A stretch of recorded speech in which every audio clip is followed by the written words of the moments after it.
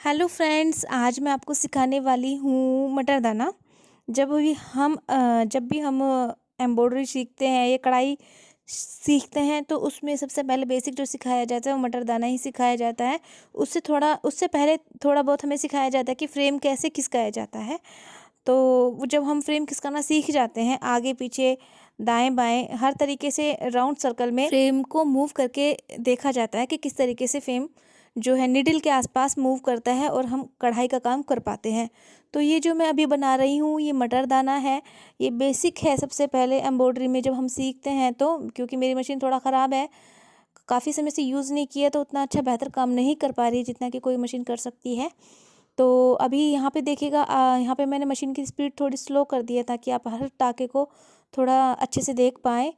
यहाँ पे जो मटर दाना बन रहा है वो 4 3 2 1 0 से बन रहा है। मतलब कि आप ज़ीरो से शुरू करेंगे और ज़ीरो पर ही ले जाएंगे।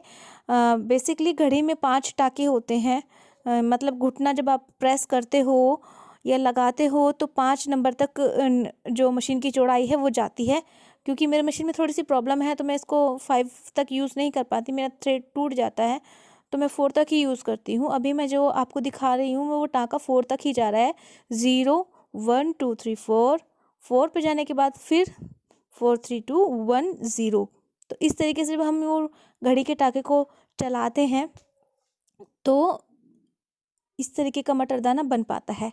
जब भी हम मशीन में मटर दाना बना रहे होते हैं, हमें फ्रेम खिसकाना होता है। यहाँ पे महसूस नहीं हो रहा है कि फ्रेम खिसक रहा है, लेकिन धीरे धीरे जब वो मटर दाना मैं बना रही हूँ तो फ्रेम को भी खिसका रही हूँ। साथ ही साथ मैं अपने पैर के उस प्रेशर पर भी ध्यान दे रही हूँ जिससे कि मशीन एकदम से तेज़ ना भागे। मोस्टली क्या होता है जब हम नया एम्ब्रॉयडरी सीख रहे होते हैं तो सबसे पहले दिक्कत यही आती है कि हम कॉम्बिनेशन नहीं बना पाते हैं। या तो हम प्रेशर ज़्यादा डाल देते हैं या फिर फ्रेम ज़्यादा खिसका देते हैं, या फिर क्या होता है कि एकदम झटके से मशीन को ऑन करते हैं, चालू करते हैं तो जो रेशम का धागा है वो टूट जाता है। मोस्टली एम्ब्रॉयडरी मशीन में रेशम का धागा ही यूज़ होता है और ये धागा बहुत ही ज़्यादा नाजुक होता है। तो हमें मशीन सीखते वक्त इन बातों का ध्यान रखना चाहिए कि मशीन झटके से कभी नहीं चलानी चाहिए, स्पीड को थोड़ा कंट्रोल करना चाहिए, धीरे से चलानी चाहिए।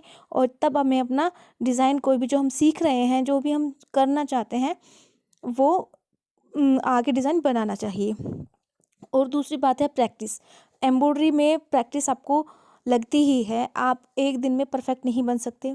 यहाँ पर मुझे अभी तक भी मैं लर्निंग पॉइंट पे ही हूँ, बहुत सारी चीज़ें हैं जो मुझे आती नहीं है, लेकिन जितना आता है उतना मैं आपको यहाँ पे बता रही हूँ। तो अभी हम अगर ये सीख जाते हैं कि मटर दाना हमने बना लिया तो बेसिकली मटर दाना हमें गोल पत्ती बनाने में और आगे नुकीली जो पत्तियाँ आती हैं, शार्प पत्तियाँ आती हैं, उनको बनाने में आसानी होती है। तो इसीलिए मटर दाना सिखाया जाता है। और दूसरा हम सीख जाते हैं फ्रेम को कंट्रोल करना, कि फ्रेम को किस तरीके से जब हम मूव करते हैं तो किस तरीके का डिज़ाइन बन पाता है।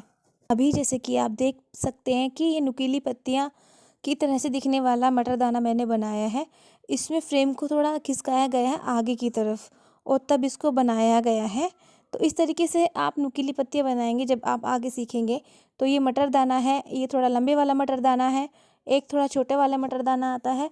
बाकी मटर दाने की भी बहुत सारी साइज़ होती हैं, आप अपने डिज़ाइन के अकॉर्डिंग जब आप सीख जाते हैं तो वो सब करने लगते हैं। तो उसमें कोई इतनी बड़ी बात है नहीं। और यहाँ पे मैं आपको गोल पत्तियों की तरह से मटर दाना बना के दिखाती हूँ। जब हम ये इस तरीके का मटर दाना बनाते हैं गोल, तो इसी तरीके से आप इस तरीके को फ्रेम चलाकर या फिर टाके का इस्तेमाल करके आप गोल पत्ते भी बना सकते हैं। जब आप प्रैक्टिस करते हैं 3 से 4 फ्रेम मटर दाना आप बनाएंगे तो आप निश्चित रूप से सीख पाएंगे मटर दाना बनाना, और आपके अंदर कॉन्फिडेंस का लेवल भी बढ़ जाएगा कि आप कर सकते हैं।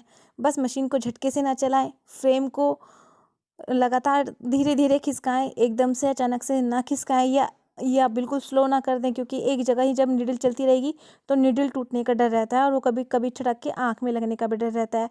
तो इन सब चीज़ों का ध्यान रखते हुए आप सीखें और अपनी उंगलियों का भी ध्यान रखें, क्योंकि बहुत बार ऐसा हो जाता है ध्यान ना होने की वजह से नीडल उंगली में भी चली जाती है और ये बहुत ही ज़्यादा दर्दनाक होता है। और ये अनुभव मैं कर चुकी हूँ, इसीलिए मैं आपको बता रही हूँ। तो इन सब बातों का ध्यान रखें, आप मशीन पर प्रैक्टिस करते रहें। बाकी प्रैक्टिस सब कुछ सिखा देती है।